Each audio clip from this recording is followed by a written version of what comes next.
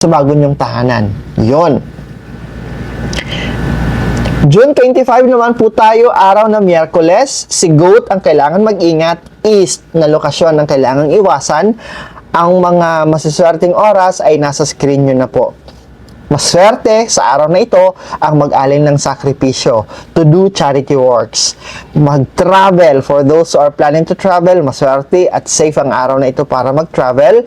While for those na nasa bahay lang and they wanted to rearrange and decorate their house at maglagay ng mga pampaswerte, maglagay ng mga kristal at kung ano-ano pang mga feng shui protection natin, maswerte ang araw na ito para ilagay mo sila.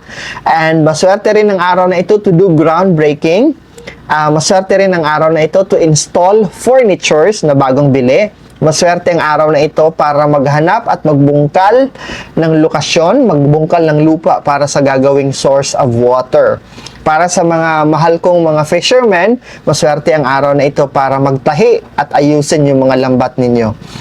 And ang kailangan nating iwasan, hindi maswerte sa araw na ito, isa lang. Ang hindi maswerte sa June 25 ay ang paglipat sa bagong titirahan o bagong opisina o bagong warehouse. In general, residence relocation, lalong-lalo na sa mga may bagong biling tahanan o bagong apartment, this is not a good day para lumipat kayo.